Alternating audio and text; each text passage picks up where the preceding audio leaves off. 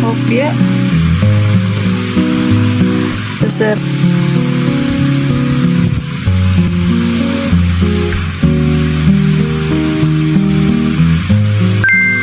Hi guys! So for today's video, ngayon pala ay kakain tayo ng today pala is rest day ko sa workout. Kaya ang gagawin natin ngayon ay cheat day. So, sa mga hindi pala nakakaalam, sobrang hilig ko sa tinapay. And alam niyo ba, dati yung classmate ko, nag-birthday siya, tapos sobrang daming handa doon. May lumpia, may spaghetti, merong pansit, may ulam. Pinagte-take out kami ni tita. Alam niyo kung anong tinake out ko? Tapos sobrang hilig ko sa tinapay. Tasty. Pwedeng ulam, diba? Pero tasty. Kasi mas gusto ko yun eh. Sasawsaw ko sa kape, tapos lalagyan ko ng peanut butter. So, for today's video, dahil rest day ko, kakain tayo ng mga... Actually, hindi ko to favorite lahat tong binili ni Joe. Nagpabili ako sa kanya.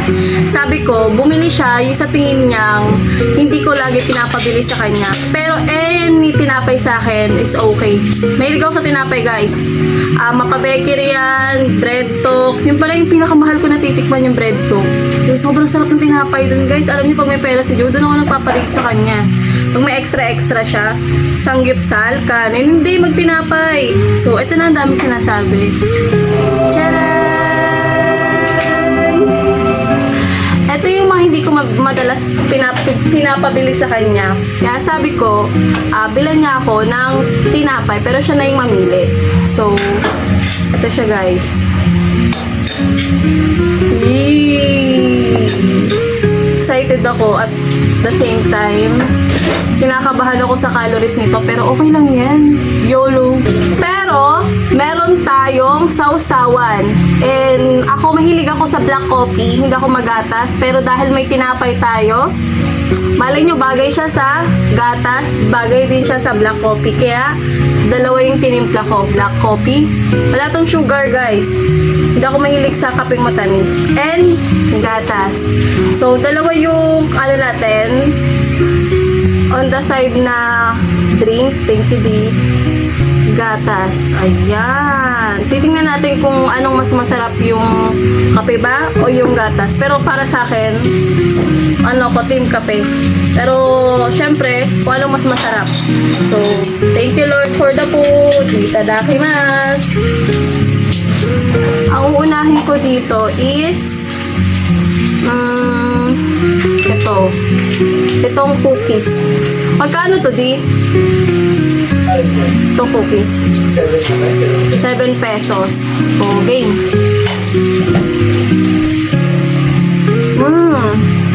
Sarap. 7 pesos. Sarap. Hindi siya sobrang tamis. Sarap siya. Tapos yung brown sugar. Sinabit ko siya bagay. Kape.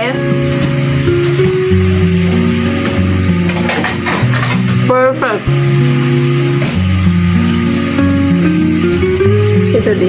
Thank you, Di. Ito ang asawa ko. Binigyan niya ako ng isang plato para dun ko ilalagay kung hindi ko maubos. 10 out of 10 yung kape at cookies. Sa gatas naman, natin.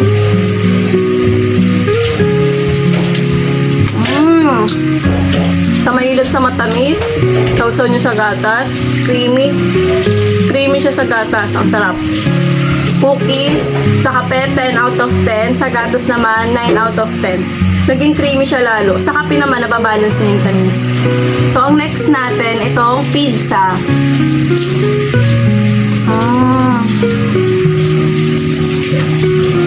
Amoy hopya.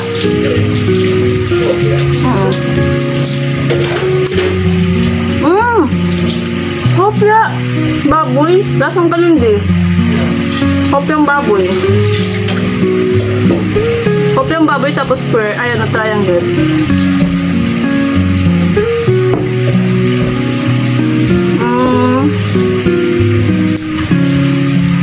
Ito, 7 out of 10 sa kape. Goods lang. Ito sa gatas.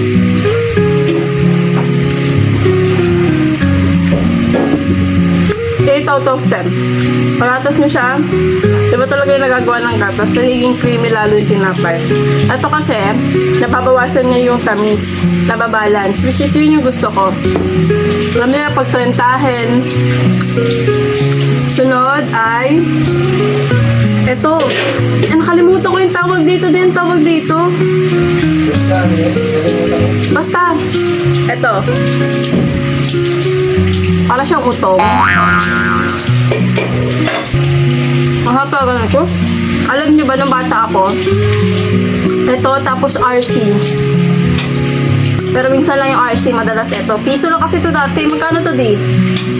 5 pesos to? To? Isa? Ito. 5 pesos daw pala to. Ba't pa ako nagtataka? 20 years ago na yun, tataka pa ako. So, ito 5 pesos. Try natin siya sa, masarap na siya ng walang sausaw. Kape. Perfect to. Sarap. 9 out of 10 sa kape. Masarap. Mmm.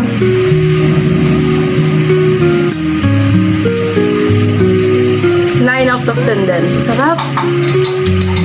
7 sa akin. Pagkabigay niya sa akin ito, yung pagkabigay ni Joe sa akin, nasa ano pa lang siya, nasa pintuan pa lang, sabi niya sa akin, Mig, taas yung calories na to ha, huwag kang iinit ulo mo, huwag kang malulungkot. Kasi gusto ko i-try na ipakita yung yung mga hilig ko sa tinapay. Kasi yun yung hilig ko talaga eh. So, mabilis sa akin tong i-explain, i-express. Yung walang hindi na ako mag-iisip na kung ano sasabihin ko. Kasi, ito talaga yun.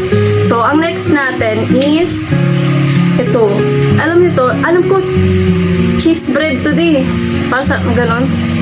Basta ito yung may mga cheese na ito yung may mga gatas.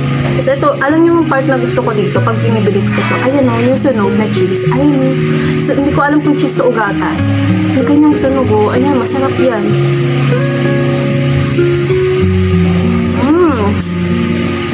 Wala pang sausaw, 10 out of 10 na to. So, sausaw natin sa kape.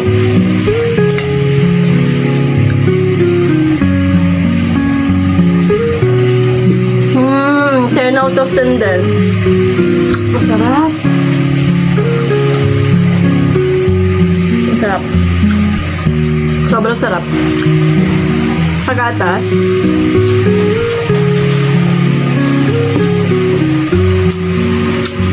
Ten out of 10. Sobrang sarap. Ayun. Sarap. Pinipigil ako lang. Sobrang sarap talaga. Itong pandikoko, number 1 sa akin to dati, nung bata ako. Kasi ang daming laman. Alam niyo, pipiso ganito. Ang daming laman noon. Pero magkano na to, Dad? 5 piso to? Ang laki na 5 piso, Favorite ko to dati kasi lasang-lasa ko yung coconut. Mahilig ako sa coconut dati. Tapos yung laman niya ngayon, yun lang, nakakalungkot. Siyempre, understandable kasi guys. Inflation. Ayan mas malaki na talaga yung bread niya kaysa sa laman. Dati, sa mga pandikoko lover, alam nyo kung gaano kabusog-lusog yung pandikoko dati, yung piso. Pero ngayon kasi, understandable. Inflation na eh. So, kagatin natin siya sa may favorite ko na nyog.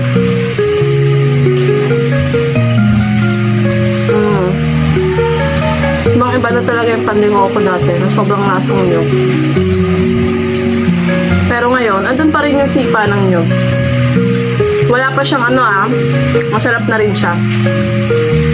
Try natin sa kape.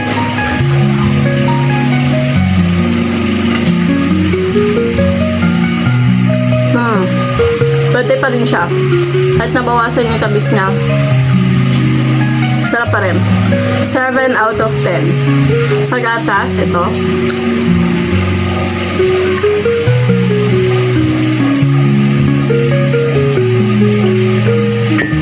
Sarap.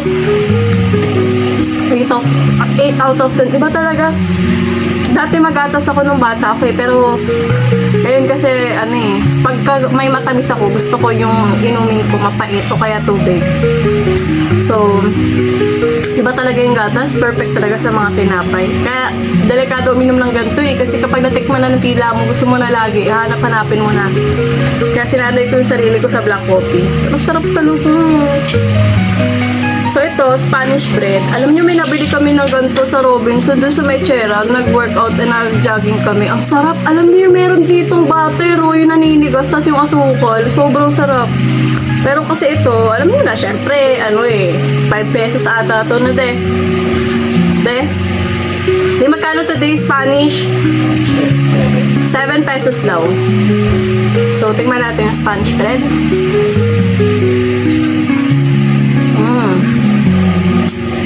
Ito yung feeling niya. Ayan yung manipis niya.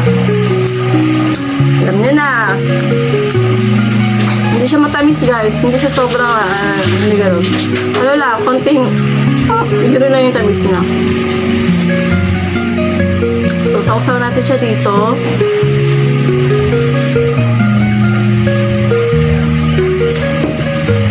Six out of 10.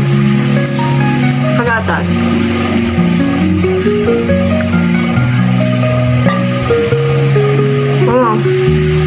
Na-enhance talaga ng gatas yung lasa ng tinapay. Para sa akin 7 out of 10. Ito, tinapay lover ako, guys. Pero yung mga gantong hopya, parang ito yung pinakalis sa akin na hopya tas sa tinapay. Parang ko siya, sa huli ko siya, parang top 10 ko siya. Pero kumakain ako. Pero kung paborito kong hopya, tipas. Yung alam niyo yung cheese, pastillas, tsaka cheese, yung flavor. Ang solid nun, guys. Wala, taob ako nun. Parang, wala na. Kahit workout, diyan ka muna. Kaya dito muna, jamming muna kami ng tipas, ganun. Pero itong mga gantong hopya, hindi. Sakto lang. Parang top 10 ko siya.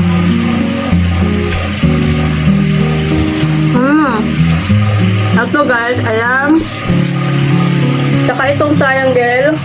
Yung kanina, yung parang pizza. Magkalasa sila. Pa-pizza lang yun. Na natin siya dito, sa kape. Alam ko yung gantong lasa, baboy ito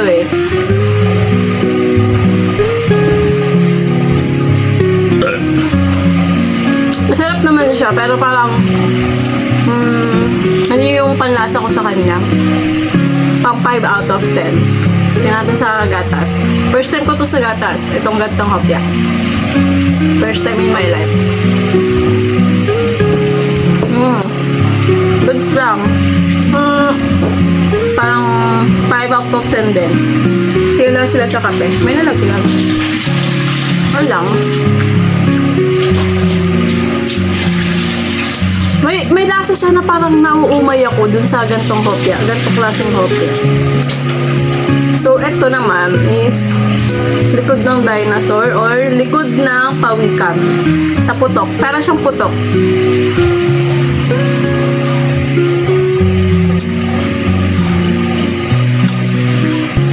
Okay lang. Masarap pa rin pero okay lang. Try natin dito sa kape.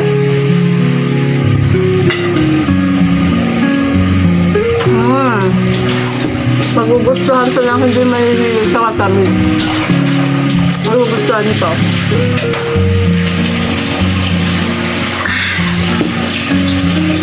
Try natin dito sa gatas.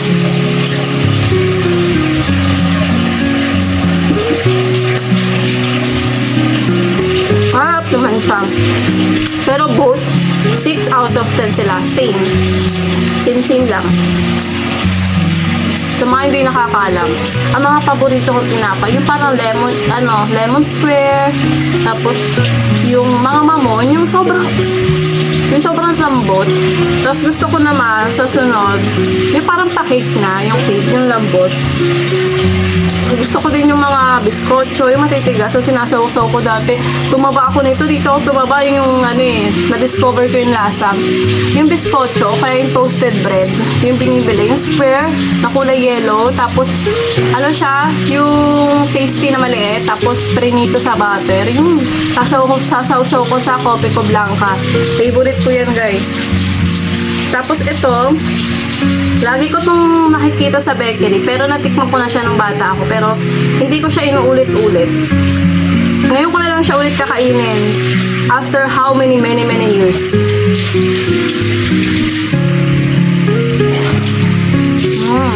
Yung lasa niya, ito, alam ko sugar to, na may cornstarch. Hindi ko alam eh, parang kanon.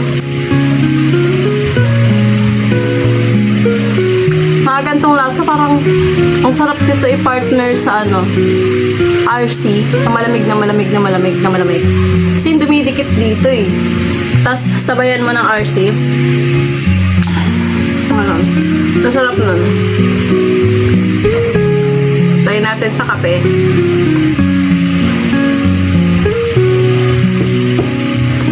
Paano siya?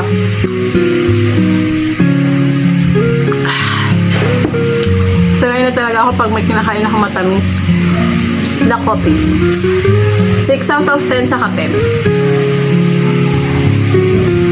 Gatas.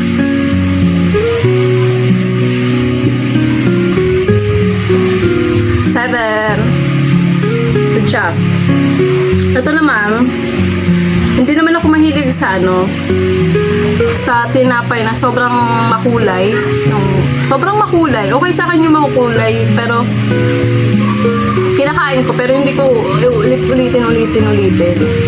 Kasi yung mga gantong sobrang red. Para siyang, hindi ko siya aayawan, pero parang hindi appetizing sa mata ko. So, nabibili ko naman to noon, pero hindi ko inuulit-ulit. Try natin ulit. Ang hindi ko lang gusto sa kanya dito, yung kulay lang. Tapos yung loob niya. Kaya parang ewan, lasang banana. Parang ganun, parang dinurog na saging. Panlasa ko to Ano lang. So, tikman natin siya dito sa kape.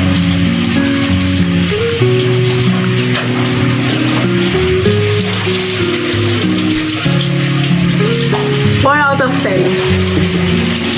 Mahilig ako sa tinapay, pero hindi naman lahat gusto ko.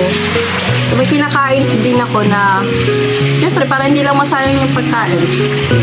Ito, tulad dito, mga 3 kagat ko. Kakain pa rin natin yung next day. So, 4 out of 10 siya sa kape, sa gatas. Ganun din. 4 out of 10.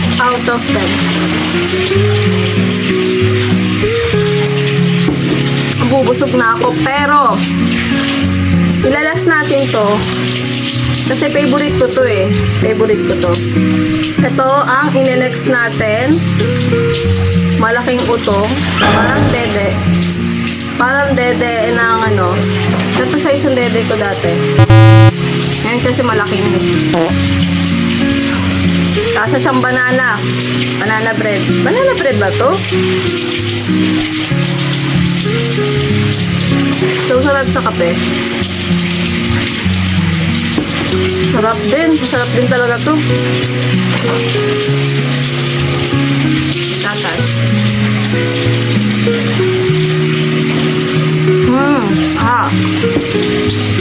Sa kape, 7 out of 10. Sa gatas, 8 out of 10. So, alam na natin tong lahat. Ano to? Ano nga yung bilog, di? Nasa dulo na ng dila ko. Ano nga tong bilog? Yung may butter? Ay, yung may margarine? Ensaymada. Yun. Sarap to. Sarap. Ito sa kape.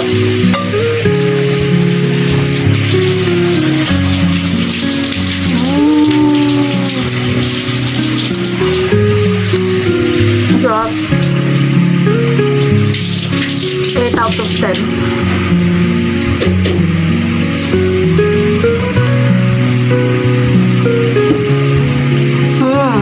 9 out of 10. Masarap talaga siya. Ang sarap talaga.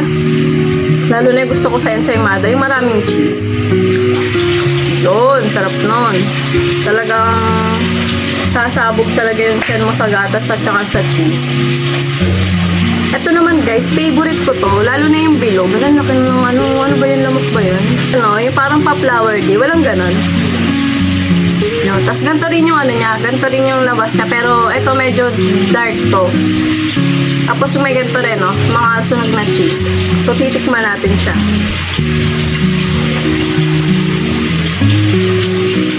So, ito na siya. Titikman na natin sa kape.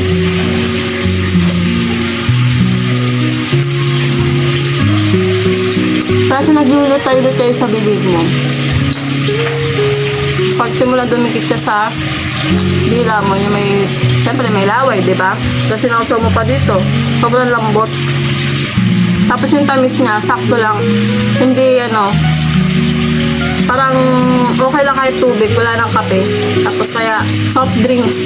Sabi ko sa inyo, yung mga dumidikit sa lalamunang ano, tinapay. Sa part na lang ng soft drinks, ito pang soft drinks to eh.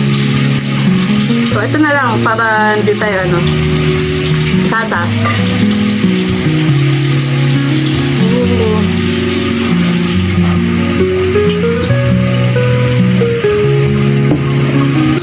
Kung sa kape, 9 out of 10 na siya. Sa gatas, 10 out of 10. Yummy. Sarap. Mga gusto ko yung ganito eh. Yung